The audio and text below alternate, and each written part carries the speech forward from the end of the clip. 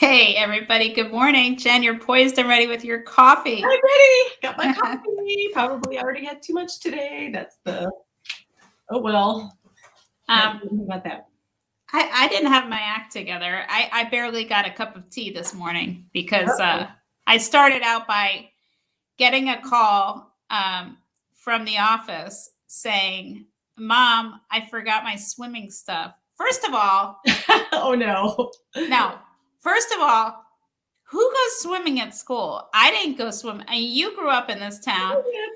I think it's because their middle school used to be a high school. Maybe that's why they have a pool. No, the middle school was a junior high.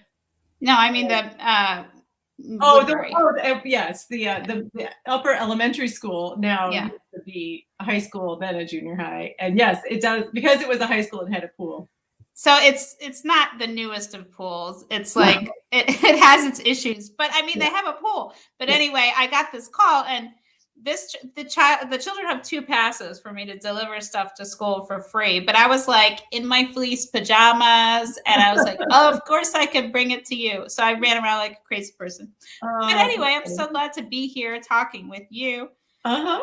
And did you tell me you just were texting with your sister about Thanksgiving too? I was. So yes. It's starting already. And absolutely. So between all the hubbub about supply chains, we're going to talk about that. If we know anything about it, we're going to talk about, traditions for Thanksgiving and maybe the December holidays, if we have them, and, what that's like with our teens these days, because it seems to change so much. It does definitely change. The things that they care about change, and even the things that I care about sort of change.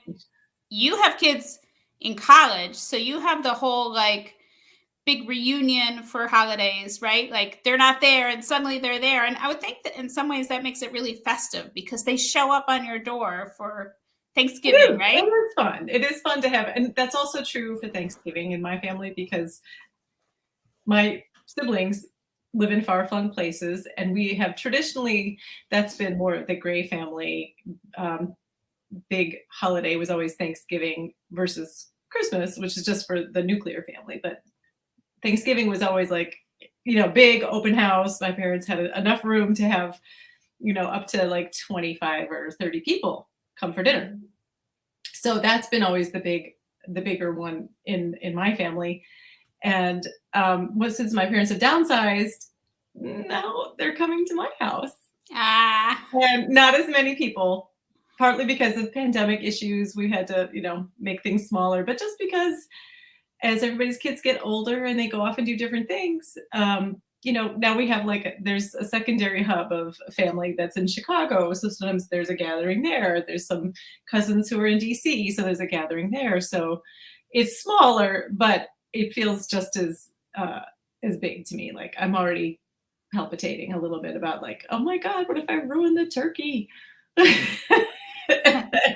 minute you flip the calendar to November, Thanksgiving is right there. It's like right there. Oh my God. It really is. And, I was just on the phone making a doctor's appointment and, for December, and the nurse said, oh, that's not so far away. And I was like, oh my goodness, you're right. It really is just December now, all of a sudden. Anyway, but now although I am going to say I'm highly, highly annoyed at any radio station that starts playing holiday music at this time of year. Some of them have started before Halloween. I was like, that's insane. Come on. Apparently there's a market for it. But comment in the comments if you're listening to, if you're a Christmas person and you're listening to your music already, you could tell us. It's safe to tell us. There's other stations I can listen to. I get it. We're going to be highly opinionated today. I have a feeling. Are we? It just seems like that's the way it's going. So I have a question for you, Sharon. Yes. I heard on the radio, a radio that was not playing holiday music, that the biggest worry that parents have this coming holiday season. Do you want to guess? Do you know what it is? I mean, my first thought was something having to do with COVID, but I'm guessing that's not. What? Wrong. We're not worried about COVID anymore. No, now we're worried our gifts aren't going to get here on time. Oh, that's because there's been so much hype about this. I mean, maybe it's true. I don't know. It got me shopping earlier. I know. It's like all of a sudden you're like, oh, wait, if that's going to be a problem, maybe I better start now, right? And because of that, it probably is going to create this massive Yeah. crush where things Is are this not like Black Friday wasn't enough and it's like some elaborate scheme to get us shopping earlier and then we'll buy more somehow? No, I don't know. now it's like Black October. You know, if you haven't got your holiday gifts by, you know, Halloween, oh, you're in trouble. You know, I don't even know what my kids want. I don't know that they even care that much. But yeah, it got me thinking a little bit like, oh, I guess I better get on the stick and try to figure out. So I'm curious. I want to know if anybody's out there listening. Are you shopping earlier than usual this year because you're hearing this worry, or are you always an early shopper, or are you more like me where, you know, thank goodness for Amazon Prime and it's going to come in 2 days if I just remembered something great that they want. Right. Yeah. I feel like I've heard supply chain issues, but it hasn't been very specific. Maybe that's because it hasn't said, well, if you're buying this type of item, like if you're buying electronics or whatever, you should shop early. It just seems like this generic. It could be anything, everything and everything. Right. So I don't know what I'm doing. So I went and bought like niece and nephew presents. And because I don't want to be running short on that thing. I guess my own kids can wait. All right, so I need to know, like, what are some of the things that you think teens are going to be interested in getting this year? Well, I mean, my 16-year-old has been talking about there's a new Xbox of some sort, but it's been out. So this is a supply chain thing. It's been out for many months. He has an Xbox. He doesn't need an Xbox, but there's some, of course, upgraded Xbox. Of course. That's been out, I think, most of this year. But no one can get them unless you want to pay like 3 times the hundreds of dollars that they already cost. Which we don't. So it just hasn't loosened up. So I don't know if people are going to be forking over big money for those. We're not. And I know that stuff like that is big. And then there's always like, you know, a lot of families, I think with younger kids or maybe even kids that might need an upgrade are doing phones for Christmas. That's kind of a, you know, way to mark that milestone. Like it feels weird to introduce the phone when it's not an occasion because it's such a big thing. That is interesting. I think that's true. I remember like one year I bought new phone cases for my kids and I thought I was like being a cool mom, but I think maybe that wasn't really all that exciting to them. It's more about what's in the phone case, right? Do you find it gets more boring to shop for them too? Like they want you know, something that costs money and it's like, yeah, can you pay for this? And that'll be my present. Like, yeah. Yeah. I think I always feel like I need to come up with some fun, interesting little thing that they didn't request that it gives them that element of surprise and delight.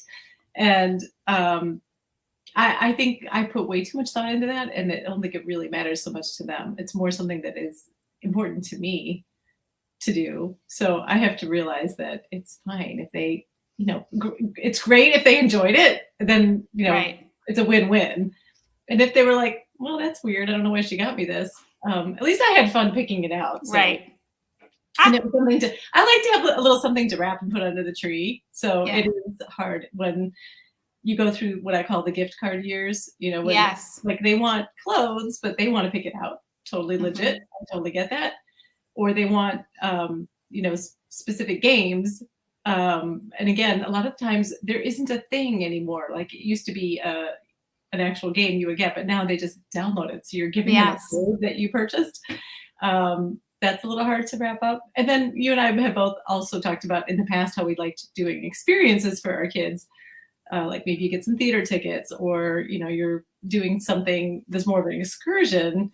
Again, not wrappable. So it's a little bit of a challenge, but yeah, I'm not super worried about it for this year. I think it'll be what it'll be. And I think because last year was just so dreadful, I think we're all just sort of happy that we're healthy. We're going to be able to get together with more family than we did last year. I'm much more focused on that aspect of the holiday than I would have been. Let's talk about seeing relatives for a second. Yes. So I'm thinking some of the parties are, you know, just like immediate grandparents or cousins or whatever. And sometimes it's big parties and there's like massive amounts of people. But no matter the size of the party, sometimes I think about like, is my kid going to be answering all the questions? Like the relatives just want to ask things They like, do. how is school? Yeah, it's a place of Where are you caring. applying to college? And the seniors are probably already sick of that, even though that has Yeah. just started. Like, had you talked to your kids about like, think about what to talk to Aunt Susie about, or Aunt Susie's going to ask you about this. Do you do any of that prep? I mean, your girls are old now, but Yeah, no, I think that's still something that is potentially anxiety producing for kids, because they are getting put on the spot and it starts to feel a little bit like an inquisition. And it's a well-intended inquisition. They really just, they want to know what's going on in your life. And when you're a kid, your job is school. Adults, we talk to each other about our jobs. How's your job going? Do you work in any interesting projects? So the equivalent to that when we're talking to our kids is to ask them about school related things. And meanwhile, that's also a source of other anxieties for them. Sometimes social, sometimes isn't really going that great, and they're just not enthused about it. And maybe the adults don't know what other interests they have. And it's hard to ask that, like, because it tends to be generic. Like, what are you interested in these days? And the kid's like, right. It's a little hard to pinpoint it. Maybe they're spending a lot of time on school, so they aren't as involved in something else. But right. But I think a good tactic that they can have is a couple things. It's good to have an elevator speech. Right. Especially, I really highly recommend this for the kids who are doing college shopping right now, and the adults who want to know, what schools are you looking at? And the kids feel it as they're being judged a little bit about like, how good of a student are you? What kind of schools are you applying to? If they're even going to college, they may not be. So it's good to have a little bit of an elevator speech ready to go, saying, oh, I'm looking at, like a wide range of schools. I haven't narrowed it down yet. I'm kind of interested in some that are a little bigger, some that are a little smaller. And I'm just trying to get a sense for what kind of learning environment I want. Yeah. Or maybe if they do know something, like they really want to be in a city, they could talk about that instead of like the specific application process and what their SAT scores are or whatever. Yeah. That one should be off limits. There should be at least a few no-go areas. Like, I don't really share that with other people or something. That's awkward. I think most people will not quite be that. I do too. Hopefully.